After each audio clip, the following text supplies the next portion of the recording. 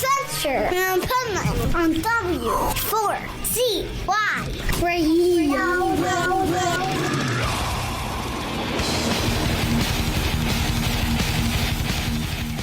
This is Pipeman here on the Adventures Pipeman W4CY Radio, and I'm here with Taylor Roberts from Taproot, 12 Stones, and Riding with Killers. Oh my God, you're like the busiest freaking musician ever. And then on top of it, you know, I've got the painting business, so like I don't sleep. Ever. I know that feeling. Ever. And I love your hat.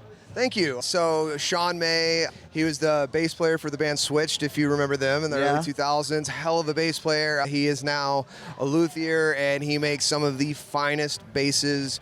Wow. Even some guitars every now and again, but he does all of my setups before I go out on tour. Like every guitar or bass, depending on what band I'm with, it always passes through his hands because I can do my job and not think about playing my instrument. Nice. Yeah, he's the man. So I'm going to give you a trivia question. Okay. That you have to ask him. All right. And you'll see if he can get it right. So ask him, who is the most famous bass player that is only a bass player because they already had two other guitarists, so he drew the short straw and he had to be the bassist. Okay. Do you want the answer, or you know the answer? I'm not going to answer because I'll probably say the wrong thing, and then like it'll be so obvious and I'll be mad at myself. Paul McCartney. Oh, yeah. Okay, fair. So now you can go Knowing that listen to forward. Beatles songs and listen to his bass, because that's what I did. I'm like, oh my God, he does sound like a guitarist. He's a guitar player. I'm like Paul McCartney is what you're saying. Yeah. That's what I'm picking up from this. That's exactly what I'm a guitar saying. player playing bass. Right. See, that's why it's relevant. But it is true. It's kind of different. I think when you're a guitar player that goes to bass, you put something extra into it. For sure. I will say I've been a guitar player for, 25, 26 years now. And this is my first, I'm playing bass for 12 Stones. And it's my first professional bass gig. But, I have been having so much fun because I've been so used to one thing for a quarter of a century. And now I'm doing something different and helping, controlling the low end of the band and the heartbeat with the drummer. It's been a fun rewire for my brain, but it's something new. It's exciting, and I've been having a lot of fun, and especially revisiting the first two 12 Stones records where Eric was playing bass, and that guy was a monster, and just learning his parts. It's been a cool challenge. I've really enjoyed it. I love hearing that, and it must be great too when you're a musician.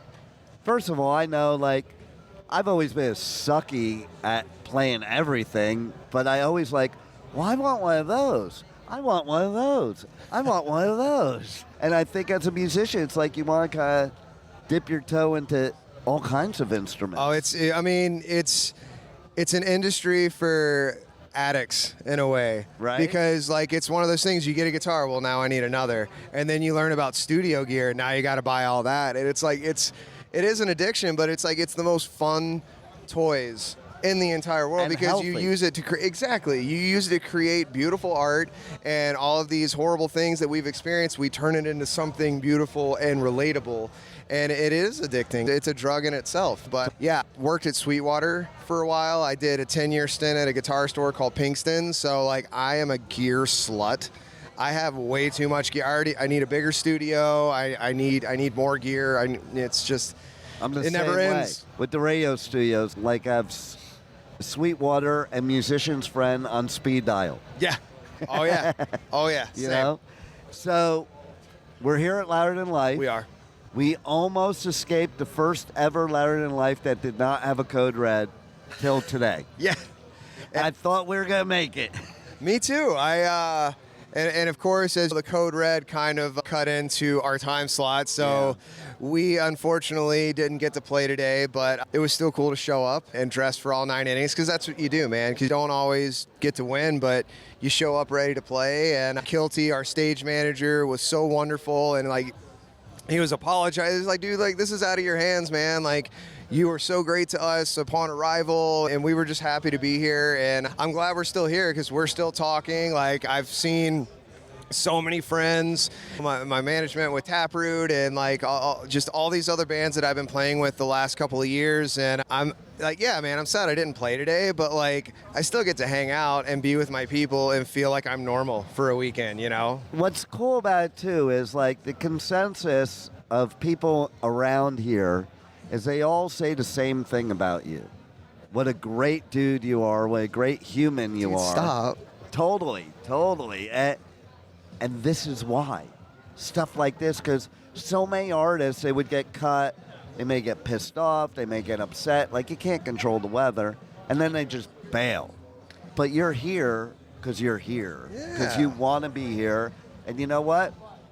It feels not great to not be able to play, but you still love the music, the industry, and everything so much that you still want to be here, and like you said, get in uniform, and even if you're on the bench, you're going to make that bench as warm as possible. Yup, and I have to send an apology out to Mercedes and the rest of the girls and Kitty. We got stuck in the craziest traffic on the way down. Like I was coming to see Kitty, and I had some other friends playing, but it was mainly to see Kitty. And when we played with them in 2024, I got introduced to the whole band, ended up having coffee with Mercedes and her husband, and it was the best time in the entire world. And she and I have been talking all week, and like I was like, I'm coming. And then like we just didn't make it in time. And by the time we got to the hotel, I was like, I'm dead, and I just like passed out. Not that like it was world ending that I didn't show up, but like I hate that I didn't make it out last night, and I heard that they absolutely killed it as they usually do. But I just wanted to say sorry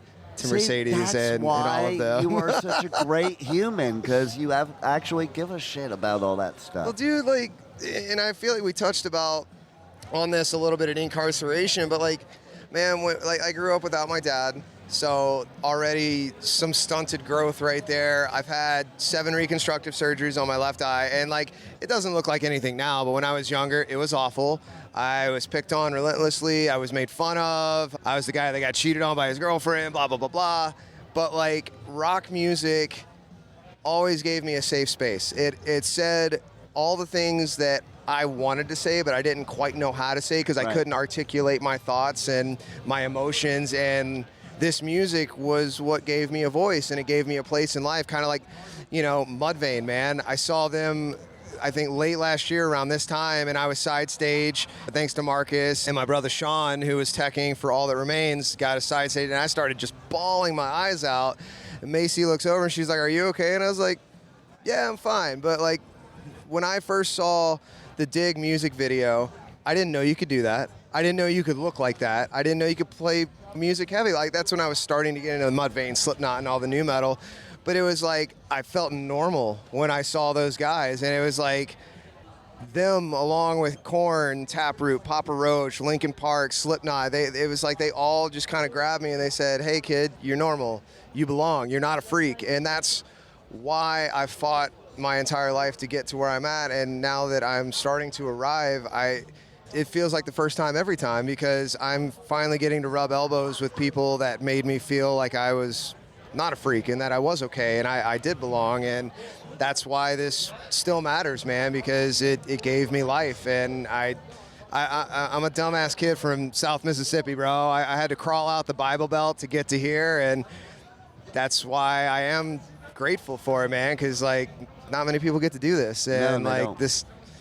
But I think it attributes to the type of human you are. I think it makes a difference. And like out there, none of us are outsiders. None of us are freaks. Exactly. We're one big family.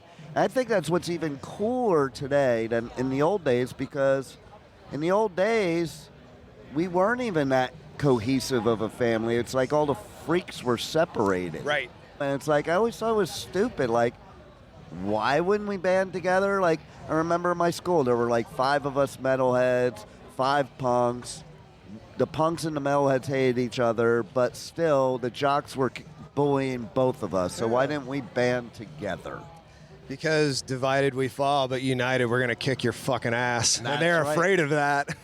Right, exactly. It's true, though, man. Like, dude, could you imagine if everyone just, like, put differences aside and we were just all friends? Like, we would be an unstoppable force. No. And we would advance in love, life, science, everything, like all of it. We would just advance so much. And that's, Did I tell you at Inc. my solution to the world's problems? No, you did not. Oh, I got a solution to the world's problems. Oh, God, it's not the final solution, right? No. Thank God, No. Jesus. No, it's the one that we finally can all be united against the people that are trying to divide us. Oh, yeah. So here's my solution. Have one big music festival, preferably in the rock metal arena, because we are the ones that are the most family united oriented. Everybody in the world's required to attend, and we just work everything out at the music festival. That'd be cool. I will say, just to give some love to my EDM crowd, because I'm a big EDM fan, and Macy's really introduced me to that world the last 4 or 5 years, and I've gone to Bonnaroo's more of like a hippie fest, but like Electric Forest in Michigan, just a great example, or Okeechobee down in Florida, which is coming back. I do Okeechobee Fest, and that one's same. I agree. I have never had more positive, soulful, meaningful interactions. Not that, you know what I'm saying? Like just off the cusp of going into a new genre, because I already knew about the rock and metal world. Right. And jumping as a newcomer and an outsider, welcomed with open arms, and everyone is just always so polite, respectful, happy. I mean, we're all doing happy party drugs, but it's cool, man. Like, I've never felt the need, oh my God, I might have to punch this person if they invade the space or start some shit. Like, everyone, it's a good community. So I just wanted to give a shout out to the EDM crowd and just thank you for being you. You know what? I have something to say about that from Okeechobee Fest, but I also have something to say that also weirded me out last week at Bourbon and Beyond.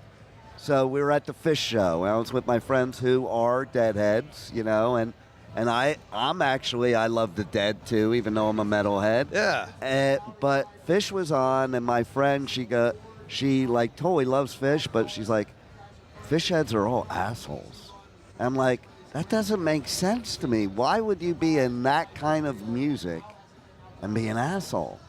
You can attract some pretentious people with intelligent music. Yeah. That's part of it. And I think it's when you get to that kind of a level, it's hard to articulate sometimes, and it maybe comes across as shitty. But that's also me being too nice and giving everybody the benefit of the doubt and trying to see the good that I can. But so back to Okeechobee Fest. Yes. I had this viewpoint, stupid viewpoint, but this proves how people, they have their perceptions and stuff, and they need to experience everything. Yes. Okay? 100%. Because I was like, why would you ever go to a concert for a DJ? I'll go to a nightclub for a DJ, but that's just stupid. And then I was at... and then you were there. I was there for Skrillex and Bass Nectar. I'm like... Oh, hell. Bass Nectar, boo. Sorry, he fucked up. Yeah, I don't know much about them. All I know is they were both there, but I just saw the show, and I was like, Wild, I get right? it. I get it now. And I wasn't even on drugs, and I got it. Well, next time, do Molly, and you'll get it even more. Right?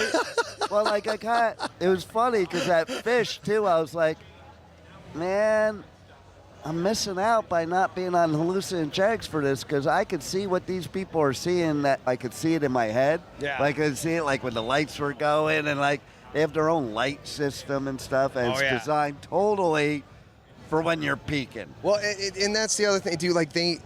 They know what they're doing. The light, everything is very well thought out. And I'll tell you, one of the most religious experiences I've ever had was being second row center at Red Rocks for Deadmau5 in Cascade.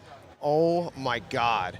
I was literally probably 7-8 feet away from Joel. If I would have tossed a lighter, I would have hit his little cube.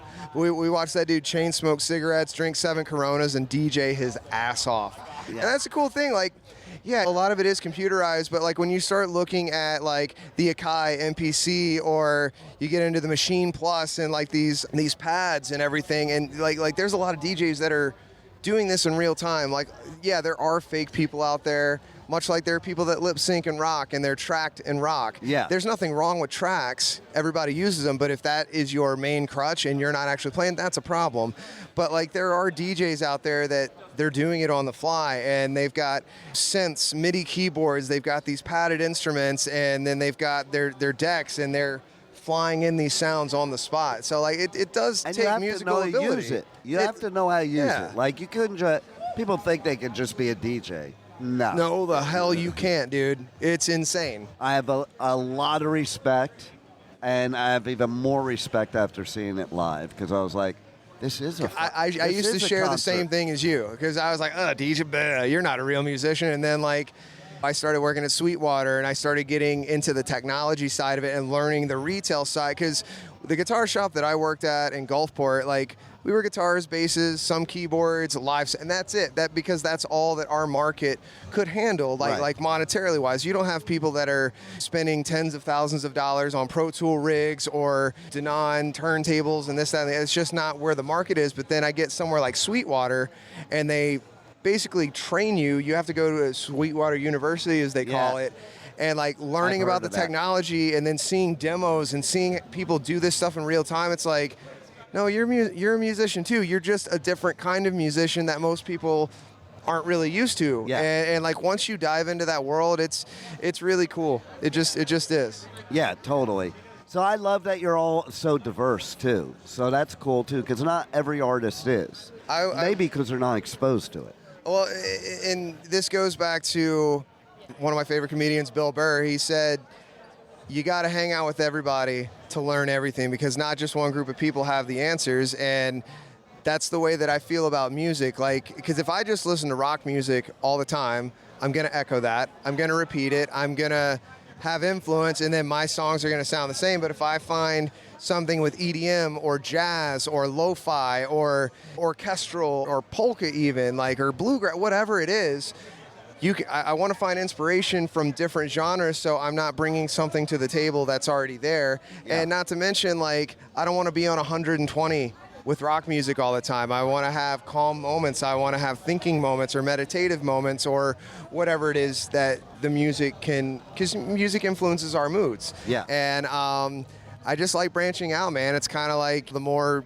diverse people you get to meet from around the world, the more well-rounded of a human it makes you. I feel like the same way with music. Like, it's just making me a better musician at the end of the day by appreciating other artists and their ability to manipulate and mold sound and create their art. I'm with you 100% in every walk of life, okay? Like, even with everything that's going on today in politics. I remember being in college, and when you debated, you had to debate both parts of the argument, not just one. You didn't go to one source for research. And I think everybody, no matter what side they think they're on or whatever, why don't you listen? It's the same side, everyone. You're on the same side. I always say two sides of the same coin. Yeah. Or here's the other thing, just related to the U.S. An eagle needs the left and the right wing to fucking fly. I just shared that from who? David Draymond posted that, and I shared it because that's freaking brilliant. It's true, man. You know? We don't have to harp on this, but like, I just hate how many people take the dividing devices and just eat it up. It's the oldest trick in the book. Divide and conquer. Yeah. And I'm a total Libra, so I don't pick a side. I don't want a fucking label. Me either. If I say something, it's my opinion. It's not because I'm a Republican or a Democrat or right or left. It's maybe because of my experiences, maybe because of what I've been through. You don't know why people are thinking the way they do. Maybe you should sit down and find out. Right. First. The minute we stop having conversations with each other, that's the minute that the real problems happen. But like, dude, I'm a member of the human race, and that's it. That's my political party. That's only one race. That's my affiliation. Whatever. I'm human, dude, and I'm here to hang out with other humans. I don't care what color. I don't care what religion, what race, what orientation. I fuck with everybody until you give me a reason not to. Right. Because I deal in energy. You know what I mean? And that's the way that I want to live my life. And it gets me walked on, sure, but I would rather get walked on and stay the same person than to let someone else's actions harden me and just completely go off the rails and not be myself anymore. Like, fuck that. Yeah, totally. I'll get hurt a million times over, but if I'm still me, that's all I care about. Yeah, I'm not looking to be picked on a kickball team. That sucked, too, when I was in grammar school. It's like, just be on all teams, all humans, as long as somebody is a good person and isn't intentionally trying to hurt anybody else. Right.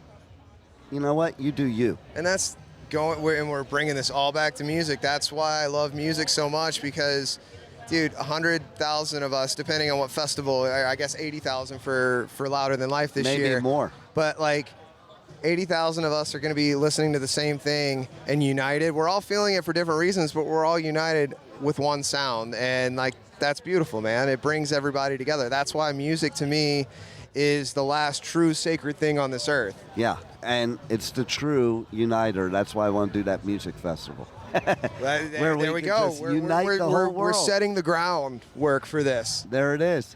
Just have me come play. I got 3 bands for you to choose from. All 3 could play. You'll have a different band each day at the festival. That's when I made a post on Facebook earlier, and I was like, hey, like, we didn't get to play, but still thank you, Danny Wimmer, for the invite. Because still thank you, Danny Wimmer, for the invite. Like, I'm hanging out with you at Louder Than Life. I'm seeing all my friends. We're eating great food. We're being taken care of. And I was like, we didn't get to play today, but maybe next year we can bring 12 Stones back, we can bring Taproot back, and then you can get my band Riding with Killers, and I can play all 3 days. Like, dude, that's my goal. I want to hit the trifecta. If I can do 3 days of the festivals with all 3 bands, that would be so sick. One day, fingers crossed. We're going to make that happen, okay, for sure. Let's go. I'm in. Well, listen, you give me an avenue to work, I'm going to work my ass off, because that's all I want. I don't want a fucking handout. I need a path to work. Let me do the rest. And you are a true musician because radio. Sorry, I was just joining in. I know, that was great. I love it. I love you, man. I love you too, Dean. Thanks for having me, bro. Thanks for being on the Adventures of Pipe Man once again, and even being such a consummate pro to come down here and do this interview even after being cut due to Mother Nature. I wouldn't have missed it, man. We planned this together, and when I make plans, I keep them, man. Regardless if I have to pivot and adjust, that's what we do. But thanks for having me still, bro. And that's why all 3 bands are definitely going to be on the festival. Let's go. Let's make it happen, Danny. Thank you for listening to the Adventures of Pipe Man on W4CY Radio.